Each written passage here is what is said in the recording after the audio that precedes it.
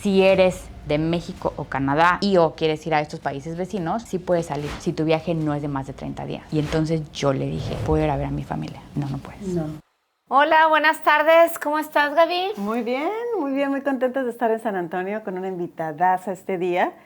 Bueno, queremos contarles un poco de nuestra invitada, María Fernanda Negol.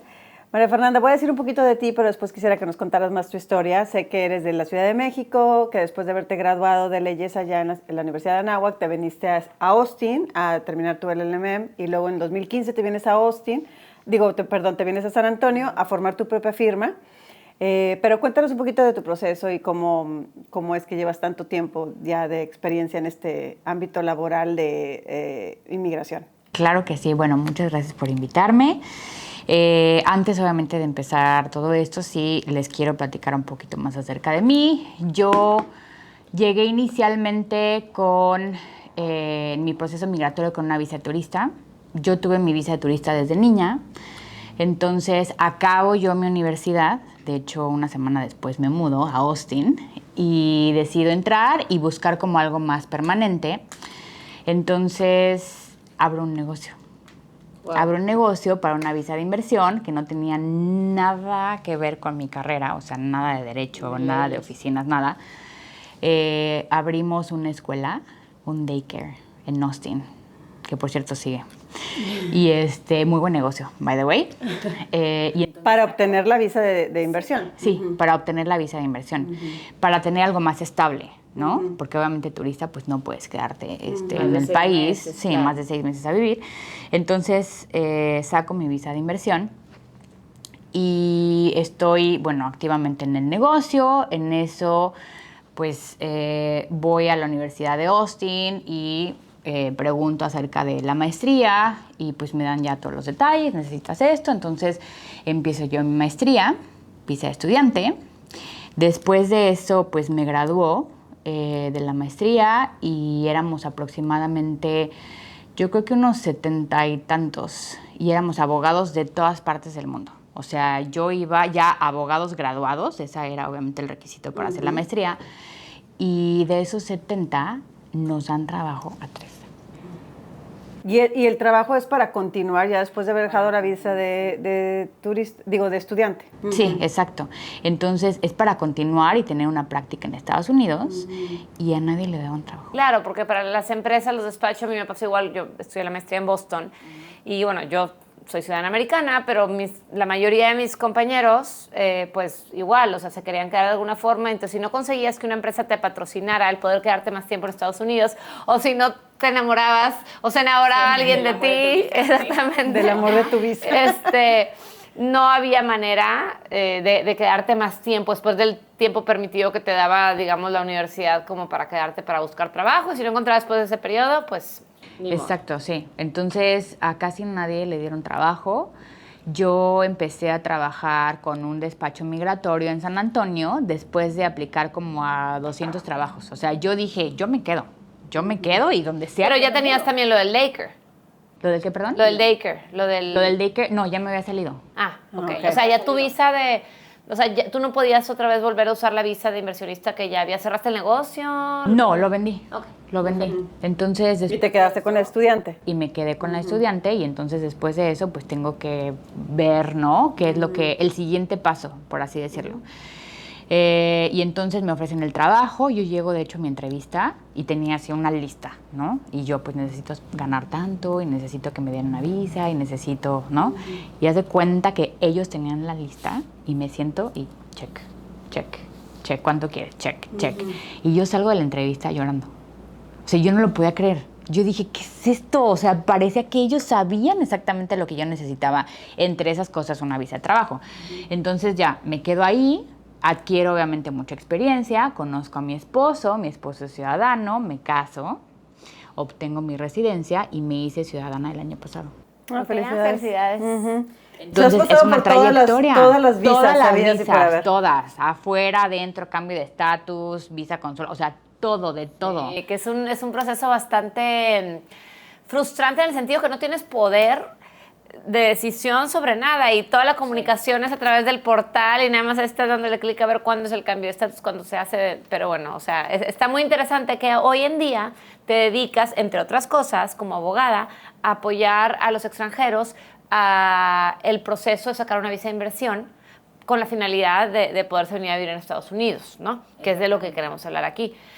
Y platícanos un poquito cómo funciona eso y luego vamos atándolo a real estate, ¿no? Porque mucha gente se escucha del tema, pero hay muchos mitos alrededor del mismo, ¿no? Entonces, si nos pudieras platicar un poquito esos mitos que hay o como tú prefieras y luego hablamos del proceso o viceversa. Sí. No, perfecto. Y a mí te estaba platicando que de hecho me gusta explicarlo con estos mitos primero, porque es una visa, sí, muy mística, ¿no? Se habla mucho de esto, la gente no tiene mucho conocimiento, aparte estamos siendo bombardeados por información, mala información realmente, redes sociales, inclusive noticias donde dices, oye, pues, ¿qué está pasando? Escuché esto aquí, y luego las historias de cuentos de hadas que me llegan todo el día al despacho, de es que la prima de la amiga del vecino me dijo que sacó una visa de inversión con $100 en un día, y yo...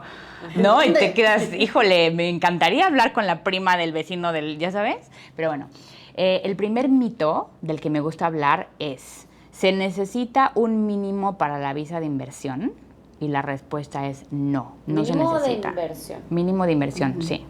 Entonces, he escuchado mínimos desde, ay, es que necesito 200,000 y otros, no, necesito $500,000. No, realmente la ley no puede marcar un mínimo, porque también se le debe de dar la oportunidad a los negocios pequeños. Claro. No todos tenemos los $2 millones para abrir un súper, no sé, negocio de lo que tú quieras, sino que también hay que darle la oportunidad a estos pequeños negocios y por eso la ley dice que tiene que ser la inversión que tú hagas proporcional y substancial. Entonces, proporcional es al tipo de negocio. Como les decía, no es lo mismo abrir un restaurante o una cafetería. A lo mejor sí me va a tomar 70, 80, 90, $100,000. Abrir una fábrica de lo que tú quieras, ¿no? Fábrica de zapatos, a mí me gusta decir. Entonces, esa fábrica, pues a lo mejor es más de $1,000,000. Y si el oficial migratorio ve, oye, estoy abriendo una fábrica de zapatos. No, pues, ¿cuánto es tu inversión? 200,000. Te va a decir, no. Tiene que ver que tenga sentido, ¿no? Claro. Es un cuento, o sea, ajá, no exacto. Es cierto. Sí, no es cierto. O sea, 200,000 ¿para qué? Para la mercancía, pero, o sea, la gente que vas a... todo lo demás, ¿no? Entonces, ese es el mito número 1 que me gusta desmentir. No se necesita un mínimo. Después, otro de los mitos, que ya entramos un poco más al tema de bienes raíces, es, ¿puedo yo obtener una visa de inversión únicamente comprando una propiedad? Y es la respuesta no se puede. ¿Por qué? Porque este negocio que uno abra... Aunque la propiedad valga $1,500,000. Exactamente. No se puede. Porque no es un negocio activo. Es un negocio pasivo, inclusive si tú únicamente la rentas. Es un negocio pasivo, no hay riesgo. Entonces, cuando uno compra una propiedad, puede haber 2 caminos.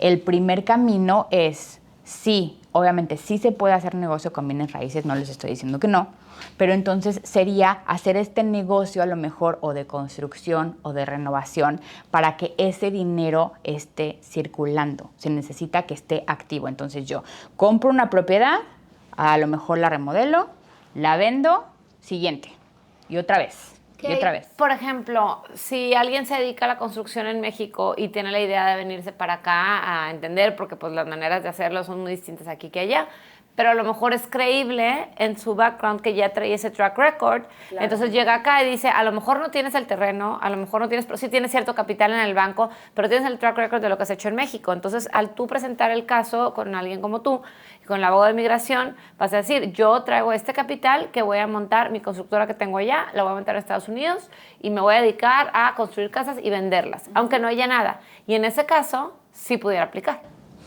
Al que no haya nada, ¿a qué te refieres con que no haya nada? Que si yo todavía no encuentro, yo tengo que estar aquí para encontrar cuál es el área buena, el terreno donde voy a construir. ¿O no? ¿O sí? No. Okay. No se puede. No podría yo aplicar, sí. Necesito ya tener la propiedad. Ok. Y haber invertido, por eso les digo, tiene que ser también substancial. O sea, si por ejemplo yo sé que dentro de mi plan de negocios voy a gastarme $200,000. ¿Por qué? Porque la propiedad cuesta 150 y le voy a meter 50. Y ese es mi plan de negocios, como así voy a empezar. Y después quiero comprar con lo que me dé de utilidad, a lo mejor una propiedad que valga 250. Y así, ¿no? Porque tiene que ser una proyección a 5 años. ¿Sí? Pero dime algo. ¿Y los oficiales de migración, digo, no tengo idea, pero tienen el perfil como para entender un plan de negocios que se le lleva a alguien para entender esto sí va y esto no va? Tienen ellos obviamente que seguir con lo que marca la ley, ¿no? De estos son los requisitos que debe de tener ese plan de negocios o estos son los requisitos para la visa, pero sí son ellos capacitados también, pues en las visas que van ellos a revisar, ¿no? No te va a salir una persona a lo mejor que no tenga nada que ver con visas de inversión a revisar un expediente de una visa de inversión. Pero en el caso, por ejemplo, perdóname, pero yo estoy bien metida en el mundo de los negocios y para el caso de una startup, por ejemplo, que ahorita, no sé, Texas, en Austin, y en Austin hay un boom de venture capitalist y de talento tech y todo. Yo como startup puedo, y a lo mejor es algo no tan tradicional, es un negocio no tan tradicional, para este tipo de negocios no tan tradicional o que son más basados en tecnología, en software, pero no en algo concreto, sino más bien en un software, ¿es más complicado tener ese tipo de visas? Mira, no es que sea más complicado, pero hay que realmente desglosarlo súper bien, súper bien. Y tiene que estar súper digerida la información, porque sí, o sea, a lo mejor el negocio de bienes raíces pues es a lo mejor simple. Muy tangible, muy tangible. Que otros negocios, ¿no? Claro. Entonces sí hay que realmente meterle ahí un poco de explicación a temas muy técnicos que el oficial a lo mejor pues no va a entender. ¿Y sabes dónde me ven estos temas? Más que en visa de inversión, en residencias por empleo, donde son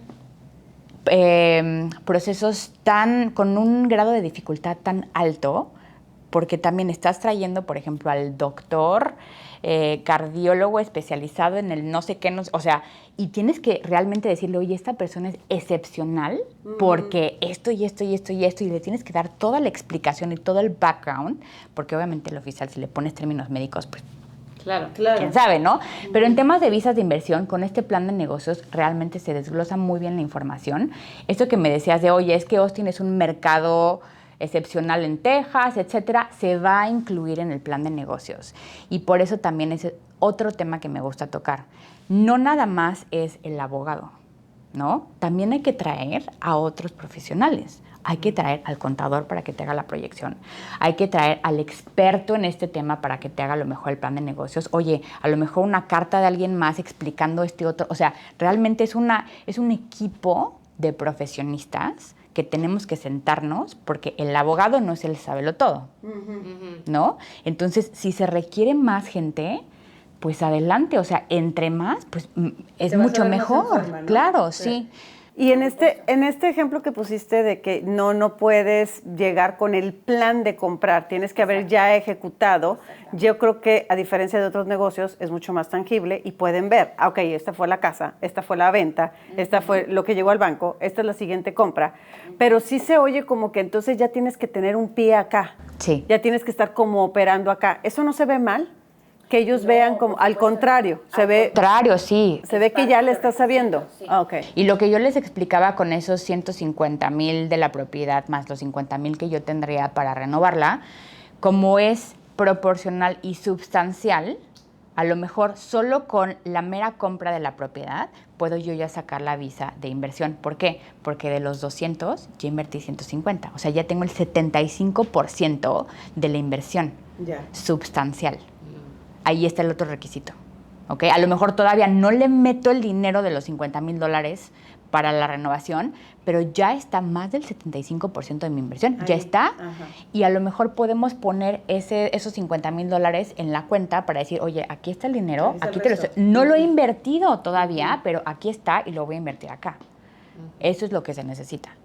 Pero perdóname, recuérdame cuál era la otra pregunta. No, eso exactamente, que si ya tenías que estar como con un pie aquí. O sea, porque a veces yo siento que dicen, pero ¿por qué estás aquí? ¿Por qué estás empezando un negocio aquí si tú vives en México? Al contrario, en este caso tienes que haber arrancado algo aquí para que ellos vean que no nada más traes un sueño guajiro, sino lo estás ya implementando. Y ahí también viene mucho de la mano lo que mencionas de que necesitas otro tipo de gente que te ayude a elaborar estos proyectos, porque a veces la gente desde fuera les es difícil, ¿no?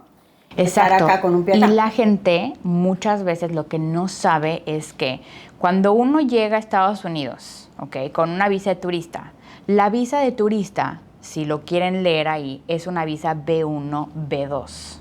B de bueno, B1, B2. B2 es turismo, B1 es negocios. Entonces, uno puede venir de turista o de negocios, buscando una oportunidad de negocio, firmando contratos, o sea, no estamos haciendo nada en contra de la ley, o sea, por eso mismo esta visa es dual, porque te permite tener también esta intención. Uno cuando llega siempre, ¿qué es lo primero que le preguntan? ¿A qué viene? Sí. Que se traduce a ¿cuál es tu intención? Dime cuál es tu intención para que entonces el documento que tú me presentes vaya acorde a la intención que me estás dando. Ya. Pero es eso, ahí está la oportunidad. De hecho, mucha gente que se queda ya aquí, que me dice, ¿sabes qué? Yo aquí me quedo, no voy a salir, estoy buscando oportunidades de negocio, entré como turista, entró con B2, porque es la clasificación que dio la intención de B2, y a lo mejor me voy a tardar otros 6 meses, ¿no?, en tener mi negocio como ya más estable y te puedo comprobar la inversión y todo eso, pero pues ya se me está acabando el tiempo de la visa de turista. Ok, hagamos un cambio para que te den un estatus B1 y entonces con el B1 yo voy a ganar por lo menos 6 a 9 meses más para que tú activamente hagas la inversión, yo construyo el puente migratorio y al concluir esos 6 o 9 meses, depende de lo que me diga el cliente, meto los papeles de visa de inversión. Y es una estrategia migratoria que le pasa a mucha gente. No se ve tanto en México por la cercanía, pero una persona, por ejemplo, viviendo en Europa, o por ejemplo, mi esposo, no les había contado, mi esposo es turco, es ciudadano americano y es turco. Entonces, mucha gente de Turquía que viene aquí, oye, ya no quiero agarrar un vuelo otra vez para hacer un trámite. Ajá. O sea, yo lo quiero hacer desde acá. Ah, perfecto, construyamos ese puente, como les digo, de esta forma, para que entonces te den la visa de inversión al final y tengamos todo el tiempo para que tú puedas hacer la inversión, construir el negocio, comprar la casa o lo que sea. Antes de que se venza, ¿verdad? Antes claro. de que se venzan estos 6 meses. Okay. Si no, ya entras en la que ya se me venció hace 6. Okay. Por favor, no me contacten un día antes. Por lo menos denme 30 días antes, pero sí. Se necesita antes de que se venza ese permiso. Y también hay mucha gente que me dice, no, es que no me dieron permiso. Yo casi soy libre de estar aquí los 10 años de mi visa. No señor, no señora, eso no es posible. Siempre está el permiso si se meten a la página en el sistema. Literal, pongan en Google I-94 permiso y les van a aparecer con sus datos y su pasaporte cuánto tiempo tienen. Y no se pueden pasar de ese permiso. Oye, María Fernanda, ahorita que hablaste de los tipos de visa que había de turista, me imagino que de inversionista también hay tipos de visa. Sí. ¿Nos puedes platicar un poquito digo, no me quiero poner tan técnica, porque al final de aquí estamos hablando para hablar de real estate, pero en términos generales, ¿cuáles serían los tipos de visa de inversionista que existen?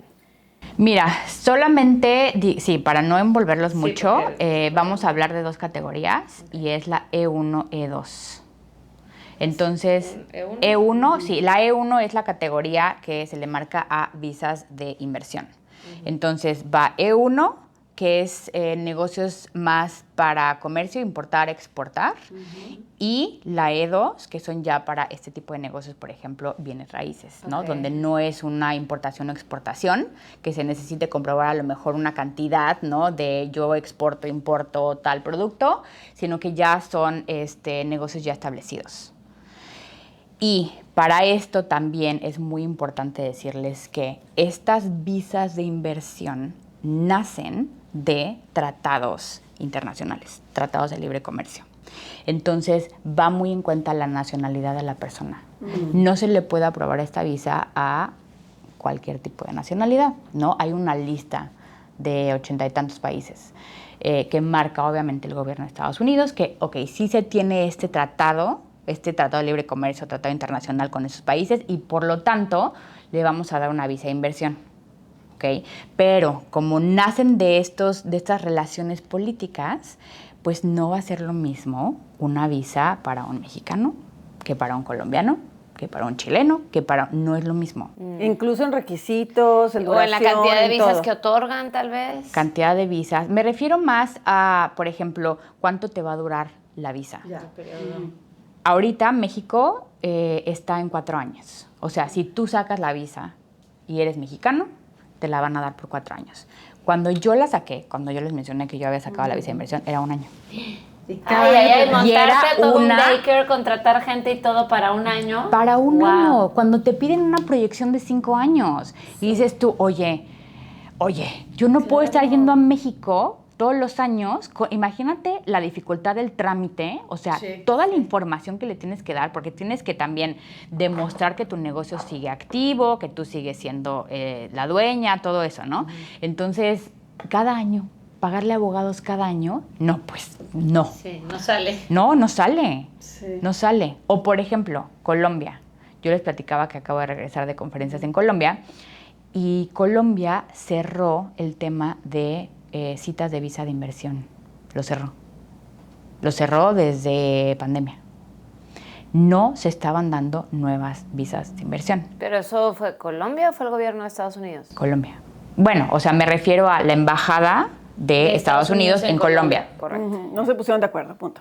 Las relaciones políticas, te digo, va fluctuando, ¿no? Entonces también, pues ahorita, en septiembre a principios, ya dieron un comunicado donde la embajada de Estados Unidos en Colombia dijo, ¿sabes qué? Ya vamos a reanudar las citas, quien quiera hacer la cita ya va a estar abierto. Entonces les digo, no es lo mismo, o sea, es muchísima estrategia atrás de nada más meter la aplicación, que también es otra de las preguntas. ¿Pero por qué necesito un abogado migratorio? Les digo, es que no es nada más llenar un formulario. Es tener todo el conocimiento atrás del formulario, que es leyes, son temas culturales, temas de política, temas de tratados, temas de muchísimas cosas, ¿no? Entonces también el abogado que uno escoja tiene que ser muy enfocado también al tipo, no nada más de visa que esté sacando, pero también culturalmente hablando es importante y les voy a platicar por qué. Yo cuando saco mi visa de inversión, yo la saco con un muy buen abogado, es muy bueno, pero es japonés. Y entonces él lidiaba con clientes, ¿no? Que venían de Asia, que tenían muchísimo dinero. Y entonces era una visa relativamente fácil porque era, pues tenía yo los 10 millones, entonces ya los paso a Estados Unidos, una sola transacción, se acabó. Nunca había lidiado con un mexicano. Vengo yo con el contrato del préstamo de mi vecina, con el dinero que me dio mi mamá, ya sabes, o sea, 10 fuentes diferentes. Y al principio me dice, no, sí, perfecto. Ve que se empieza a complicar un poco y me empieza a cobrar más dinero cuando era un flat fee inicial.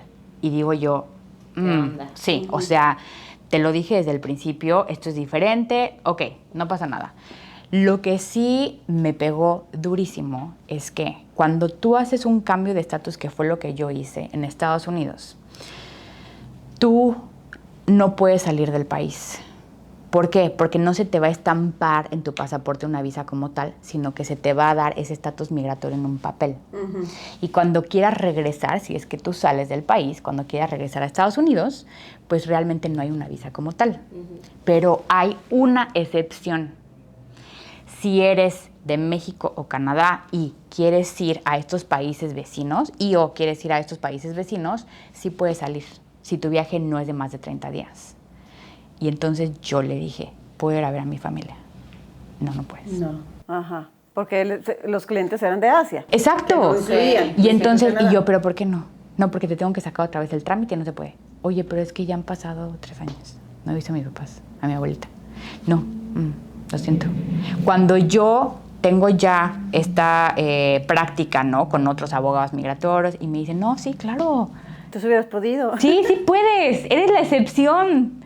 Y te juro que fue así un golpe que yo digo, o sea, porque no nada más es no veo a mis papás, pues que vengan o por FaceTime o lo que sea. No, o sea, realmente el estrés de estar aquí solo, ¿no? Sola, ¿no? Porque yo estaba sola. Todo el dinero que lleva, oye, no puedo ver, o sea, no es nada más el aspecto económico, el emocional, el estrés, muchísimas cosas que yo dije, qué poca madre. No, y aparte que es un tema que no solamente estás enfocado en hacer el negocio, sino te estás llevando una vida, muchos de ellos traen a sus hijos, cambio de escuelas, y bueno, he escuchado de casos al revés, de que no, sí puedes salirte, otro tipo de visas completamente, no, sí puedes salir, y resulta que no podían salir, y ahora se quedaron atrapados del otro lado. Entonces sí es muy importante, como dices, el nicho del abogado y culturalmente, no solamente de inversión. ¿Con qué países tienes la experiencia de estas inversiones? Exactamente, por temas culturales también lo que te dije de mis fuentes de inversión. Oye, porque la verdad es que los latinos sí somos de, ay, es que me prestó tantito la abuelita y el tío, el no sé qué, y firmé el contrato. Y pues a lo mejor en Asia no se ve, ¿no? Es diferente, también hay que tomar en cuenta. Y las embajadas están acostumbradas, de acuerdo al país donde estén, de ver estos temas porque son temas culturales. Sí. Es muy común ver a lo mejor el dinero del tío, del abuelito, del tal en México, pero no lo va a hacer si me voy a otro país europeo. Claro. ¿No? Entonces hay que tener mucho cuidado ahí. Muy interesante. ¿Qué recomendación les darías, Fernanda, a personas que nos están escuchando, que están pensando apenas, que a lo mejor están aquí visitando y quieren hacer ese puente migratorio que mencionas, o que están en otros países, México, Colombia, el país que sea latinoamericano? ¿Cuáles son los primeros pasos que le recomiendas a alguien para hacer, para empezar un trámite así? Mira, el primer paso es buscar a esa gente de apoyo. Porque si tú eres nuevo en un país que realmente no conoces bien el sistema, te tienes que apoyar de gente que sí sepa cómo funcionan las cosas. Como les decía yo, hacer tu propio equipo, ¿no? De profesionistas, de un agente de bienes raíces, ¿no? Que tenga conocimiento de un buen abogado, si es tu intención, de, te digo, el contador, de hacerte de tu equipo. Y ellos son los que te van a guiar mucho mejor en el proceso de no escojan al profesionista ya que tengo el dinero aquí, ya lo hice todo, y porque esto debe de ser desde el principio. Si yo, otra vez con mi ejemplo personal, si yo hubiera sabido que era mucho más fácil poner todo el dinero en una cuenta en México y a lo mejor mandarlo en una sola transacción, lo hubiera hecho. Claro. Yo al final estaba en mi casa, todavía me acuerdo, con 500 tickets de Home Depot, porque yo tuve que renovar, obviamente, la escuela. Entonces, 500... una escuela que ya existía, una escuela funcionando, compraste un negocio funcionando. No, lo que pasó es que la rentamos y después de eso la renovamos y era parte del contrato y nos dieron unos meses sin pagar la mensualidad de renta para que nosotros invirtiéramos ese dinero en la escuela porque ellos no le querían meter ni un dólar, porque no es peso. Y yo me acuerdo estar en mi departamento con los 500 tickets de Home Depot diciendo así, $5, más 100. Más 300, más, y le hice una lista al abogado, un trabajal, obviamente, y al final yo compré también muchas cosas cash. ¿De dónde voy a comprobar, no? O sea, ¿de dónde saqué ese dinero? Y de los, no sé, te voy a poner $100 que metimos, pude comprobar 40. Por este tema, porque yo no tenía el conocimiento de hacer todas estas cosas y comprobarlo y de dónde vienen los fondos, porque una de las preguntas es ¿de dónde viene este dinero? Tienes que comprobar que es de una fuente lícita. Claro, sí. Entonces, oye, vendí el coche, la casa, lo que sea, traje el dinero. Oye, mis ahorros a lo mejor de 5 o 10 años los tenía por acá, aquí está el dinero. O sea, sí se tiene que comprobar eso. Al momento de que yo hago todo esto cash, porque les digo que pues la tía y todo eso, pues entonces me dice el abogado, no hay forma de comprobar de esos 100 que metiste, 60. Así que vamos a rezar para que te la den con 40. Y yo... Oye, María Fernanda, estos negocios que luego, bueno, en LinkedIn llegó gente que se acerca a promocionar franquicias, negocios funcionando, que buscan conocer tu perfil y ver cómo te ayudan para invertir. ¿Funcionan ese tipo como de soluciones prefabricadas para este tipo de gente? ¿Hay empresas dedicadas a eso? Sí, sí funcionan. Okay. Obviamente no te voy a decir que todos funcionan, claro, ¿no? También hay que pues tener un poco más el research, si lo quieren ver así, de con quién estás trabajando, quién te lo recomendó y todo eso. Pero yo misma en el despacho trabajo también con estos famosos business brokers que tienen como ya un listado, ¿no? De, mira, te vendo esta y esta franquicia o tengo este negocio a la venta o lo que sea. Y sí funciona. sí funciona. No todos, obviamente hay que ver el perfil, pero una vez que uno compre el negocio, la franquicia, entonces ya pues cumplimos con parte de los requisitos para la visa de inversión. Y ya es como tu responsabilidad como dueño de negocio hacer lo que sea rentable y que funcione. Exacto, o sea, si al rato que te toca renovar la visa, el negocio está todo quebrado, pues obviamente no te te van a pedir los números de ese negocio, ¿no? Y una de las cosas que me gusta mucho de la gente con la que yo trabajo es que de acuerdo al perfil del inversionista o de la persona, le venden el tipo de franquicia, ¿no?, que podría él sacar adelante con mucha más facilidad. Porque si tú eres, no sé, exacto, si tú eres contador y te ponen a vender pasteles, pues oye, a lo mejor no le vas a dar entonces, ¿no?, el seguimiento a ese tipo de negocio y va a fracasar. Entonces sí te hacen un buen match. La otra es que esta persona que les digo que vende franquicias, lo que te dice es, mira, yo realmente si la persona no es bilingüe, prefiero no tomarla como cliente. Porque entonces ya bajan tus probabilidades de que te acepten una visa de inversión y él está muy, muy enfocado a este tipo de trámites. No nada más que, digo, sí los tiene, ¿no? La gente que nada más quiere la franquicia, pero también es, oye, vamos realmente a dar un muy buen servicio, una muy buena oferta para que entonces te aprueben esa visa de inversión y uno de los requisitos va a ser hablar inglés. Digo, tampoco es un inglés aquí súper fluido, pero oye, ¿cómo vas a firmar entonces un contrato en inglés? ¿Cómo vas a contratar gente? Sí, que hace todo el sentido. O sea, como gobierno, ¿para qué quieren ellos gente que a lo mejor sea incapaz de llevar un negocio, de generar desarrollo? Que al final del día el gobierno de Norteamérica, que es un país donde recibe todo tipo de migrantes, lo que quieren es generar ese desarrollo, ¿no? Por eso es un país donde ves pues, mucha gente pues, trabajando, la verdad. Otra pregunta respecto a eso. En real estate también hay gente especializada que hace eso, pero yo he observado, obviamente, y pues seguramente es un negocio que apoyan en este proceso y los rendimientos que te dan el ser un inversionista activo de real estate, pero ya como la solución prefabricada, son realmente pues muy pequeños. Sin embargo, es una solución para mucha gente, que esa es la opción que tienen para venirse para acá. ¿Se pudiera venir a Estados Unidos como inversionista de real estate activo con un negocio armado sin tener que tomar una solución de estas ya prefabricadas? Que no necesariamente es mala, pero el rendimiento, tú lo sabes, es más castigado. O sea, me estás preguntando si en vez de ya irnos con esa empresa que me está vendiendo todo el proyecto, ¿lo hago yo? Sí. Sí, sí se puede, claro. Sí se puede. Claro. Ya sabes, sí, el tema del mucho REIT, más chamba. de la persona. No, pues más chamba, más riesgo. Es como cuando compras una franquicia, cuando tú desarrollas el concepto. Las probabilidades de éxito, pues, aunque pues son mayores con la franquicia con la que ya tienen el know-how. Entonces ya es una decisión que tenga cada quien. Y yo siempre he dicho, porque también trabajo con este tipo de proyectos, siempre he dicho, es un cliente bien específico. O sea, es un cliente que tiene el dinero, que no lo va a usar por los próximos 4 años, porque les digo que se tiene que estar reciclando también el dinero por el término de tu visa, y tú tienes que comprobar esto. Si no, si el negocio no está activo, la visa se viene abajo.